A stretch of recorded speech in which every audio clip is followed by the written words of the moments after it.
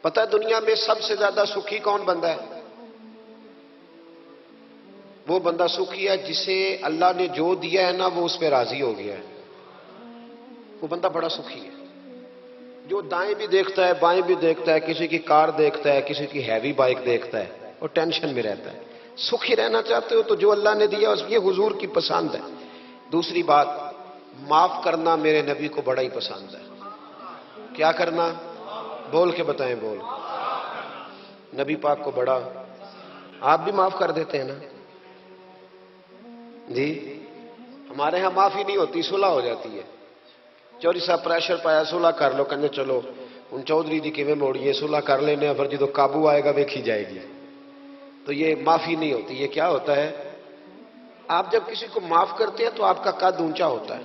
ایک پتے کی بات لکھی ہے میرے اعلیٰ حضرت نے، اسے پلے سے باندھ لو۔ اعلیٰ حضرت فرماتے ہیں بدلہ لینے والا پریشان رہتا ہے اور معاف کرنے والے کو اللہ سکون عطا فرما دیتا ہے۔ معاف کرنے والے کو اللہ، اگر سکون چاہتے ہو تو معاف کرنا سیکھو، درگزر کرو۔ درگزر حضور کی پسند ہے۔ نبی پاک معاف کرنے کو بڑا پسند کرتے ہیں۔ لمبی چوڑی بات دل میں بسا کے رکھنا، بغض پالنا، کسی کے خلاف پلاننگ کرنا، یہ حضور کو پسند۔ حبار بن اسود، اس نے حضور کی بیٹی کو شہید کیا تھا۔ بیٹیاں بڑی پیاری ہوتی ہیں۔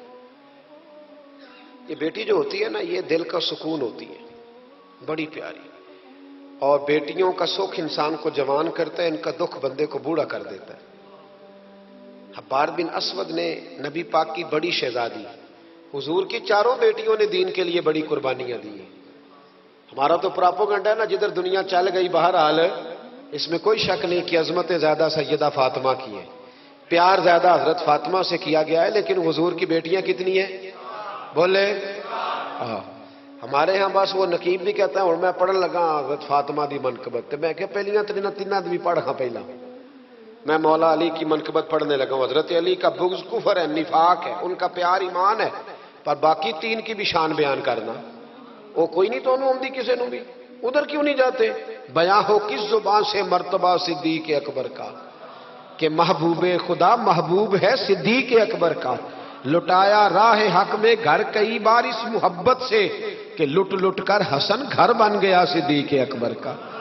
کیوں نہیں آتی؟ بڑی بیٹی تھی سیدہ زینب، بڑی شہزادی، مکے سے مدینے آ رہی تھی، گھوڑے پہ بیٹھی تھی، پیٹ میں بچہ تھا۔ حبار بن اسود نے گھوڑے کو کچھ چیز لگا دی، چبو دی، گھوڑا تیز دوڑا۔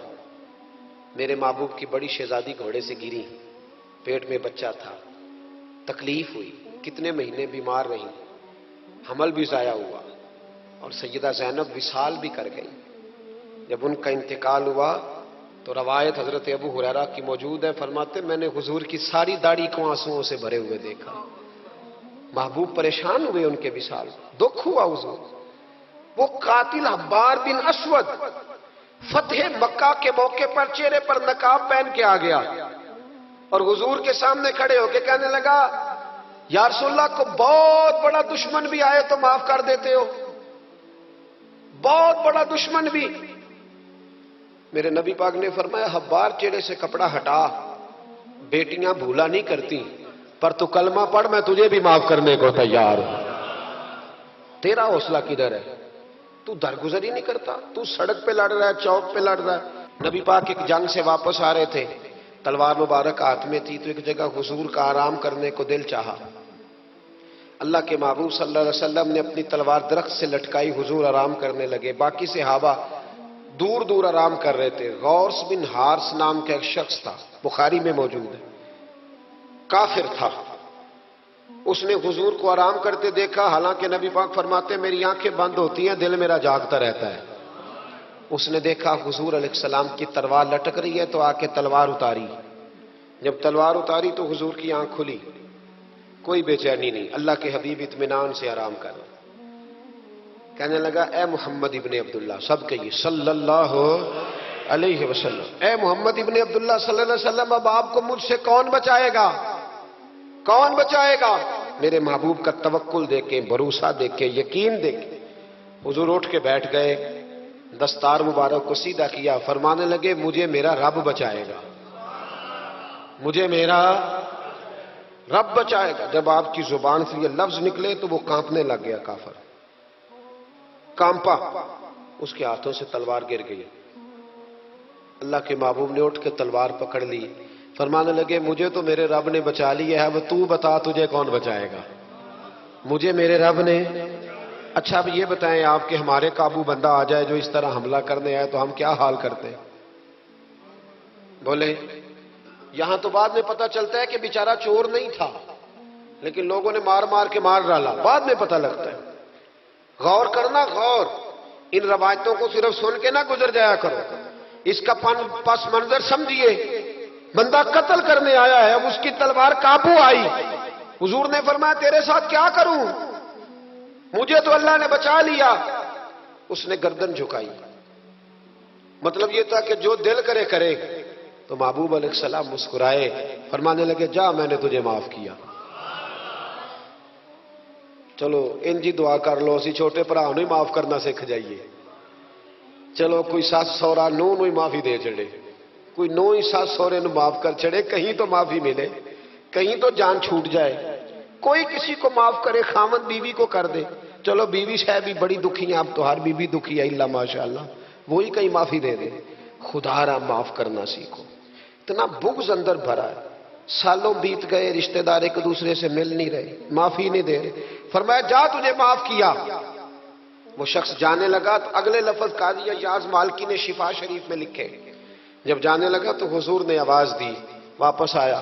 محبوب فرمانے لگے یار تو اتنی دور سے چل کے آیا ہے, میرا طریقہ نہیں مہمان کو خالی بھیجنے کا, لیکن اب یہاں سفر میں میں تجھے کیا دوں, تو اس طرح کر, یہ تلوار میری تحفے میں لے جا, کر کے دکھا نا تو بھی ایسے. تو حضور کی غلامی کا دعویٰ نہیں کرتا. یہاں تو پوری پوری ملت کا نقصان ہو گیا, پر دیندار کہلانے والوں نے ایک دوسرے کو معاف نہیں کیا. یہاں تو نظریے اور جماعتیں داؤں پہ لگ گئیں, لیکن دیندار کہلانے والے ایک دوسرے کو معاف نہ کر سکے.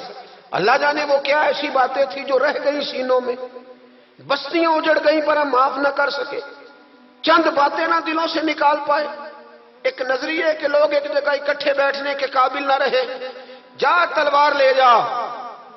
وہ شخص کہتا ہے 2 منٹ میں تلوار لے کے آگے بڑھا, پر میرے اندر سے آواز آئی, اور یار جس کا اتنا بڑا حوصلہ ہو, جو اتنا معاف کرنا جانے, وہ بھی کبھی جھوٹا ہو سکتا ہے. تو میں تلوار لے کے قتل کرنے آیا تھا, تحفہ لے کے جا رہا تھا, واپس آیا.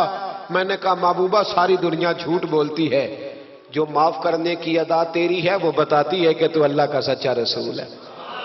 کلمہ پڑھ گئے وہ شخص, معافی نہیں کرتے. درگزر والا کھاتا ہی کوئی نہیں. ایک صاحب کہنے لگے جی باقی تو ساری باتیں اچھی ہیں, فلاں مولوی صاحب کی ایک عادت نہیں مجھے پسند, تو میں کہا چل ایک دی معافی بھی دے چھڑی دیے. ایک نہ پسند ہوئے تو ایک دی, لیکن تو 99 نہیں ویکھیاں, تو ایک ویکھ لی جڑی نا پسند سی. ایک دی تو چلو معافی ملنی چاہیے, انسان ہے. ویسے میرا تو خیال ہے کہ کوئی بندہ 55% ٹھیک ہو تو اس کی تعریف کرنی چاہیے. جی میں آپ کو صحیح بات دوں, کتنے فیصد ہے بول کے بتائیں, اسی کتنے فیصد صحیح ہے؟ تو پھر کم از کم جو 55% صحیح ہے اسے تو صحیح مان لو.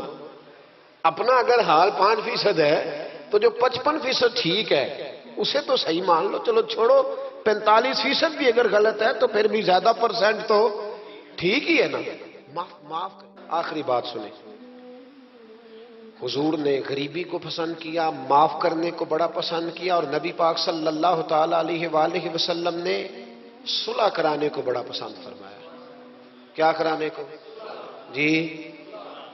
فرمایا اگر صلح کرانے کے لیے تمہیں بظاہر خلاف واقعہ بات بھی کہنی پڑے, یعنی لگے کہ جھوٹ بولنا پڑ رہا ہے, تو میرے نبی نے اجازت دی, پھر بھی صلح کرا دو.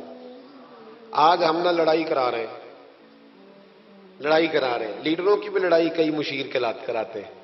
اس پر دلیل دوں گا, مشیر ناراض نہ ہو جائے, پر دلیل دوں گا. مولا علی شیر خدا سے ایک شخص نے کہا حضور باقی 3 خلفاء کے زمانے میں اتنی جنگ نہیں تھی جتنی آپ کے زمانے میں. تو آپ فرمانے لگے ان تینوں کا مشیر میں تھا, میرے مشیر تیرے جیسے ہیں, اس لیے یہ تباہی ہو رہی ہے. مہربانی فرمائیں, مشورہ صحیح دے. ہم ایک دوسرے کو اس طرح کی کہانیاں سناتے ہیں کہ دور کرتے ہیں. حضور نے, پتہ ہے آپ کو, بڑی مشہور حدیث ہے بخاری میں, نبی پاک صلی اللہ علیہ وسلم نے فرمایا اگر میں دیر سے آیا نا تو جماعت کرا لینا، انتظار نہ کرنا۔ یا رسول اللہ آپ جماعت چھوڑ کیوں رہے ہیں؟ فرمایا 2 قبیلوں کی صلح کرانے جا رہا ہوں۔ حضور نے فرمایا جماعت میں میرا انتظار ہے۔ کہاں جا رہے تھے نبی پاک؟ بولے سن لو حدیث مسند امام احمد بن حنبل میں، فرمایا 2 مسلمانوں کی صلح کرا دے، اللہ تجھے 2 حج اور 2 عمرے کا ثواب عطا فرمائے گا۔ 2 حج اور چلو یہ پھول نہیں پہنے، کسی استقبال نہیں کرنا، کسی فوٹو نہیں دینی کہ حج ہی ہو گیا ہے، لیکن حج ملے گا ضرور، اس لیے کہ میرے نبی نے وعدہ فرمایا ہے۔ لوگوں کو قریب کرنے کا سبب بنے، قریب کریں، لڑائیاں نہ کرائیں، صلح کرائیں، مہربانی کریں، اتحاد کی بات کریں، ایک دوسرے اگر 2 بھائی آپس میں ناراض ہیں تو ان کے اندر قربتیں پیدا کریں، کہیں کہ ان کی صلح ہو، انہیں قریب کرائیں، ان کے ساتھ محبت کے رشتے قائم کرائیں۔ ہم لڑائی کرا کے لوگوں کو اپنے ساتھ سیٹ رکھنا چاہتے ہیں۔ کبھی سنتے نہیں آپ کہ مدینے سے جو لوگ آئے اور جو مکے سے جو لوگ مدینے آئے اور جو مدینے میں رہ گئے حضور نے بھائی بھائی بنا دیے۔ فرمایا بھائی بھائی بن جاؤ، حضور نے ایسے رشتے قائم کیے کہ وہ ساری زندگی قائم رہے۔ تو لوگوں کو لڑانے کا سبب کیوں بنتا ہے؟ لوگوں کو ملائیں، یہ حضور کی پسند ہے۔ 3 باتیں میں نے عرض کی ہیں۔ غریبی نبی پاک کی پسند ہے، معاف کرنا حضور کی، صلح کرانا نبی پاک کی۔ ان تینوں حضور کی سنتوں پر عمل کریں، ملے گا کیا؟ اللہ ہمیں اپنا محبوب بنا لے گا۔ جب ہم یہ کام کریں گے تو پھر رب ہم سے محبت فرمائے گا۔ دعا کرتا ہوں جو کچھ میں نے عرض کیا اللہ اسے قبول فرمائے، جہاں ہم بھول گئے اللہ ہم سے درگزر فرمائے، علم نافع دے، عمل صالح عطا فرمائے۔ آخر دعوانا ان الحمد